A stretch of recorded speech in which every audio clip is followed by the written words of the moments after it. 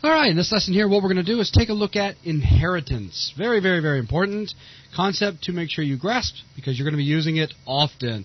We'll talk about what it is for starters and give some, I guess you can say, concept examples. And then we'll move into the syntax of it and implementation, et cetera, et cetera. Yeah. So, Joel, take it away. All right. So the first thing is, what is inheritance? Well, basically, inheritance is the ability for us to derive a new object, but kind of grab some of the old properties or functions of another class so that we can build up from that. That's right. Inheritance is essentially an addition, an extension to a previous class. Right. And we're able to basically get some free work out of it by having already defined information that we can reuse again in our new class. Exactly. So why don't we switch over into Photoshop real quick. And Dan, why don't you show us the example that you want to show us? The example. Yeah. We can start thinking about classes as we would life. Classes are essentially objects in the world. It's a great box. It's a great box. I'm going to call this an animal. Animal.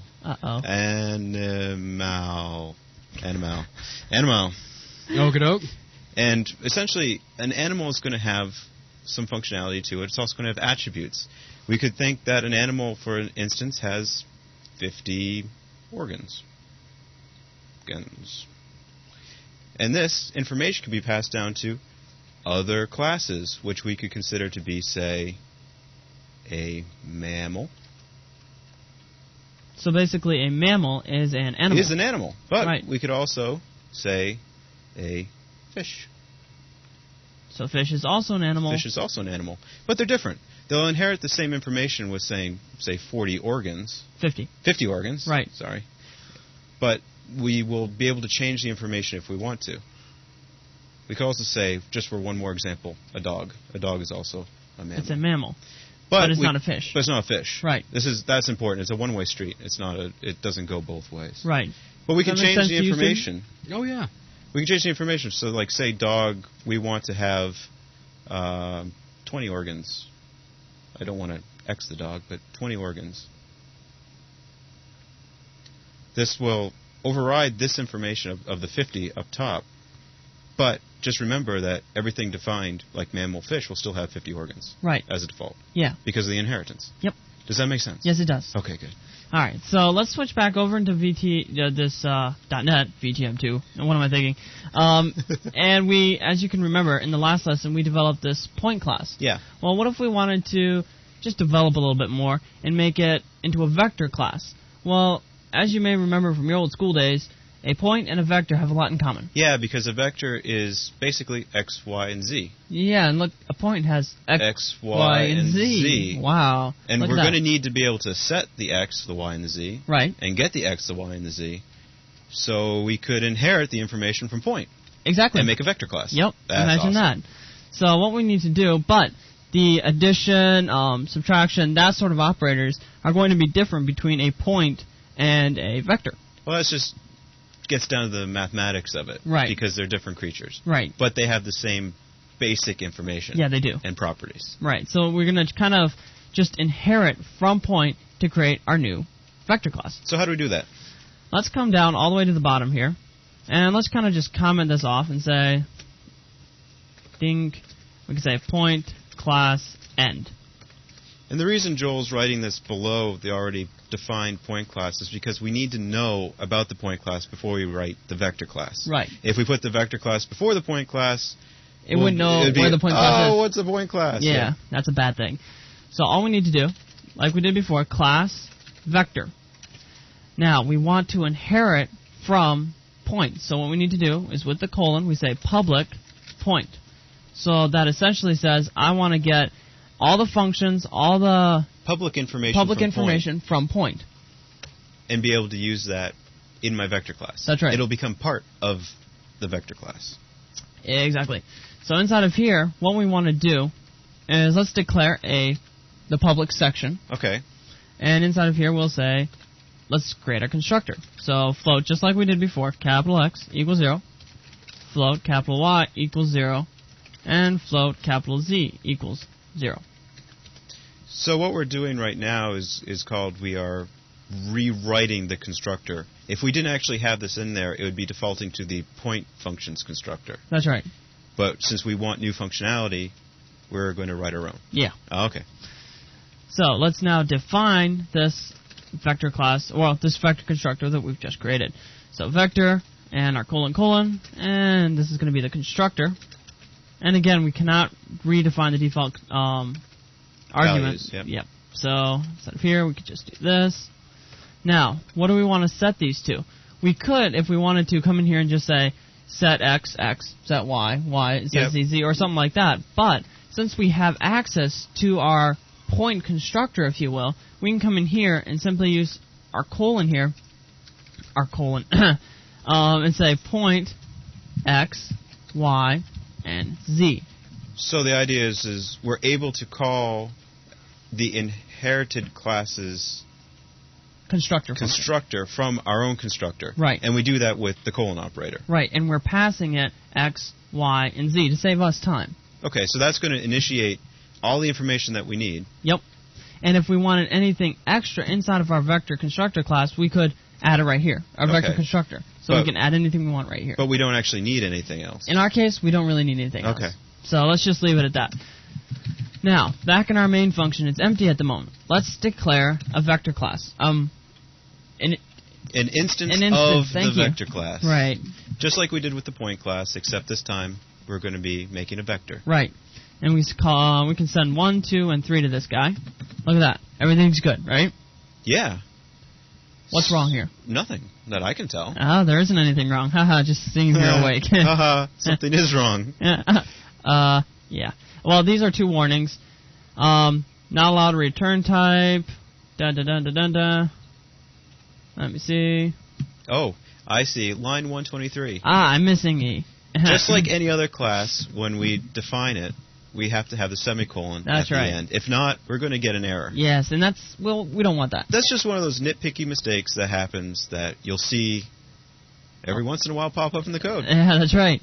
So, I want to bring up another important thing. Since now we're dealing with inheritance, these private members are not brought into our class. They're part of the point class, so we can't access these directly. Because it's still secure private data. That's right. That only the point class can access. Exactly, so we still have to go through these functions to change this data. But that's great by me, because I like the whole using the accessors That's right. I mean, but if I came down here, and let's say inside of our constructor, I wanted to say x equals 5, all right? And if I try to compile that, cannot access private member declared in class point. That could be a problem if you wanted to do it that way. Right. What if, let's say what if you wanted to do that. What you would need to do is come up to here, back to our point class here, and change this from being in the private section to being in the protected section. This is still not accessible to everyone outside. So as long as I'm related you can access to the point class, I can access it. That's right. But it's not as global as our public section here. Because that's anybody can access it. With these, only family can access it. Okay. So if I brought, let's exit that. Let's just pretend, put float x, y, and z inside of protected. Nothing really is going to be broken here. If we compile it, it now works. Well, that's because we kept the variable names the same. Right. And they're essentially serving the same purpose inside the class. That's right. So everything's fine. Yep. But in our case, we still want to kind of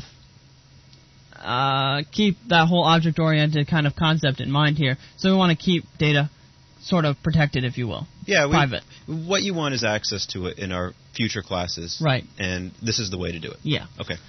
So in our case, I do want to put it back into private.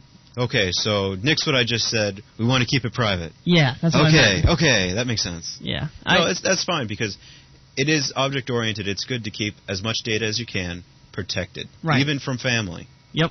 That's just good object-oriented programming. It is true. So inside of here, let's delete the constructor that we had here, x equals 5, since that's not going to work anyway. Yeah. Now let's add a few operators to our vector class. So inside of here, let's add a addition operator. Okay. So let's say vector operator plus, and then we're going to pass it another vector. So a vector plus another vector. So that's an x, y, and z plus an x, y, and z. So this is kind of like what we did before. Yeah. With the operators that we overloaded. Yep. Okay. Very, very similar. So if we come into here, we can say vector, and then vector plus, with the colon, operator plus, and then inside of here, we're just going to pass it P. Then inside of here, all we need to do is add these two together and return that out.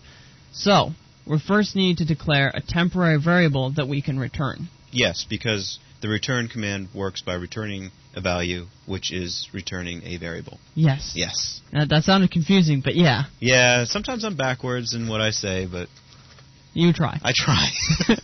That's all that counts. Hey, Buzz, you still alive over there? Oh, yeah.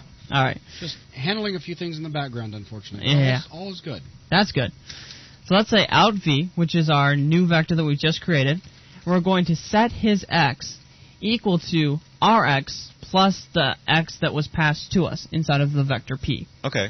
So get x, dink, plus p dot get x. Simple enough. That makes sense. And then for the second one, set y. And since I'm lazy, I'm going to just copy this, paste, and paste. Oh, no. Laziness. It's good in the end, really.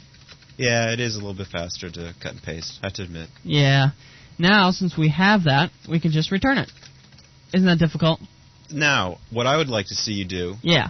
is print that. Print that out. Well, All I right. want to see two vectors added together and print out the results. Okay. Because we haven't defined printing in the vector class. Ah, I see what you're going for. So let's say vec2, and let's say 5, 4, and 2. Okay. All right? Now we can say, let's declare a new one. Vector vect3. Okay. All right? We can declare this as vec3 equals vect1 plus vect2. Okay. Now, what should it have inside? Well, if I think about the addition, it should be 6, 6, and 5. Yeah, exactly. So what we're going to do here is say cout vect3 and L. But now, wait a second. Yeah. We never declared the equal operator, did we, for the vector class? No, we did not. Oh, but is there something with inheritance that lets us use Hey, maybe. that? Okay. I'm going to play this once just so to prove that it is working. And lots of things going on here. Yeah, that was from the other code. Yeah, that was from the other code. Which is actually good because we're seeing that we're calling the functions from the point class. Yes, we are. And the reason for that is because if you remember, let me just pull this up for a second. In our vector constructor class, we're still calling the point constructor. Mhm. So that's why, if you look over here, we still go and print we're in the constructor with arguments, blah, blah, blah. Yeah. So you'll notice down here we have 6, 6, 5. Perfect. So the addition worked and the assignment worked. And the assignment worked. Interesting. Now, let's go into here and put a breakpoint right here. Because I'm into debugging. Yeah. It's And nice. You can jump around the code and see what's going on. Yeah, it's cool. So let's jump in and look at this. First we do our addition before we do our assignment. So we come into here, do our assignment, our addition, return out of him. it. Now, if we press F11 to step in again, dink, it just went over. Now, what it just did was it created its own equal operator in this case. Because Okay. they're both vectors. Okay. So if we go stop debugging for a second. Which is what happened before we did a shallow. It was a shallow Shallow copy. copy. Yes, it did a Yes. shallow copy, and it worked. So if we want, we can go ahead and create our own equal operator if we needed to. Okay. But in our case, you know what? We don't need to. Right. So let's come down into here. And now let's create a simple minus operator. How's that sound? That sounds good. So let's come into here and say vector. Now this is just what you've seen before, but we're just kind of driving it home because if you don't understand inheritance, you're going to have problems when you start dealing with a lot of different things. Programming games, API stuff, everything. Which would be in the next VTM. Yeah. Well, at least some game stuff would be in the next VTM. Yeah, it's important to have it all in there. So vector out v, and we do the same exact thing except we use minus instead of plus. Therefore, I'm going to be lazy yet again. Copy, paste, and change this to minus, minus, and minus. Simple enough? That seems simple. What did we miss? Did we declare it in the... No, we didn't. We No, didn't we put didn't. a prototype. That's a bad thing. So let's come in here, put this prototype in here with our semicolon. Now let's just compile this, make sure everything's good, and it is. And if we come into here and minus this, but let's minus vector 2 from vector 1. That'll give us a better value, at least in my opinion. So let's print this out, and you'll notice if we just move this out of the way, we have 5 minus 1, 4, 2, and negative 1. So everything's working just the way we want. Seems to work. And what I'm just noticing now is that we never defined the output operator with cout, No, we didn't. but yet we're able to use it. Yes, let's go into here and debug, because I did forget about mentioning that one. It's kind of important. Well, it is, because it sort of will illustrate inheritance. Yes, it will. So let's go into here, and let's just press F11 at this point. And look at this. This is what we created before, but it's using point P, so it's accepting a vector even though it's looking for a point. Now, why is that? Well, because a vector is a child of a point. So a vector can be thought of as being a point, Yeah, as long as you only use the functions that a point has. that's right. So since a vector has points functions, Right. as long as we use points functions, We're good. going to be fine. We're good. Okay. Yeah. So inside of here, it prints it out. Everything's good. Woohoo! Life is great. Now, I'll do one final example, and that's how we can go about using vector multiplication. Okay. But in this case, we're going to do something interesting. If we did regular scalar multiplication, what would we do? The left side would be a vector. The right side would be Now, a double or something. let's talk about scalar multiplication Okay. and vectors a little bit. Okay. What exactly happens? The magnitude changes. The magnitude changes, which means You tell me. basically we multiply each Each x, component y, by and z by some number. some number, some constant, no, not some constant, some variable. Some variable. Right. So, we It sounds complicated, but it's actually very, very, very simple. simple. So, how can we do this? Come into here, and in this case, we're going to do a multiplier. And we'll just pass it a float x. Or no, let's not use x. Let's use Scale. scale. Now, inside of here, let's come over to here and say vector, because it's returning a vector, and operator, multiply. And it's going to be float scale, right? Yes. Now, same as we did before, let's just copy this. It's going to be a little bit different, but still very similar. And this is going to be changed to get x multiplied by scale. And multiplied by scale. You're not doing the cut and paste job. No, I'm not, but it's okay. So that's how simple it is. So if we come down into here, you'll see where I'm going in just a few seconds. Times 4. No, I'm sorry. Vect1 times 4. So that's going to make Vect1 4, 8, and 12. Okay. So if we print this out, dink, 4, 8, and 12. All is good, right? All seems very good. What if we happen to do this, though? 4 times Vect1. I don't know. Dink, we have an error. Binary multiplier. No global operator found, which takes type vector, or there's no acceptable conversion.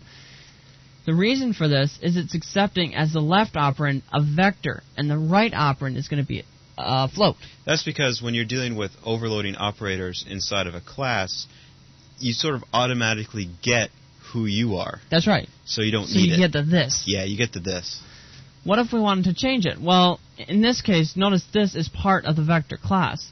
In this case, we're going to have to make it. It can't be part of the vector class anymore. So in other words, we can't say 5 times a vector. Right. We can only say a vector times 5 because of the way functions work. Yep. Okay. So we need to change this to say, create a new function that overloads with the left side being the number and the right side being the vector. So is this going to look a lot like what we did above? Yep, with the output operators, output and input. If we just scroll back up here, it'll look very similar to this. This is going to be a vector. This is going to be a float. And this is going to be our vector. Okay, so this way we can actually define the operator, the Yep. argument list. Okay. So let's come back down to here, and let's do this guy.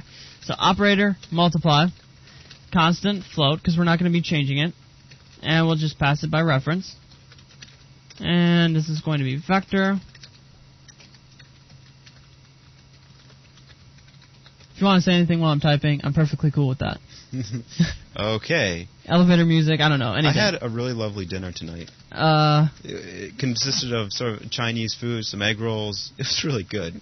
Alrighty. I just thought, you said talk, so I'm just talking.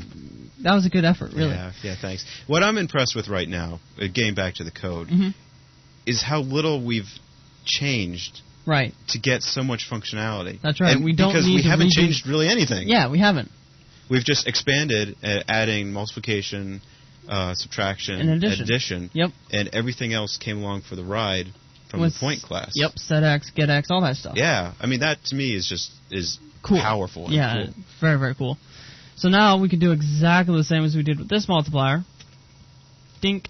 Only difference is, well, let's get rid of that. This is going to be v.getX, v.getY, and v.getZ. Dink, dink. All is good. Now, if I compile this guy now, no more errors. And you'll notice that we still have this 4 multiplied by vect1. And if we run it, we still get the same value, just as if we did vect1 times multiplied by 4. So if you were to debug that, it would step into the function you just made. Yep. So let's go ahead and do that just to make Dan happy. So let's press F11 to step in. And you'll notice this is the function that we just created. So dink, everything works awesome. How's that? That's pretty cool. So actually with that, that really does... That's pretty much all there is to inheritance. Excellent. So with that, it's going to... Go ahead, Dan. I was going to say, and it's just amazing how fast it took to make a vector class. Yeah, no, it is. Because it took us a while to make the point class. And if you don't entirely see the use of inheritance, although this is an excellent example of inheritance... You're going to see it. Yeah, you're going to see it really soon. So and a lot of it. Oh, yeah. So with that, that's going to bring both this lesson and this VTM to a close. So thanks a lot, everyone. See ya.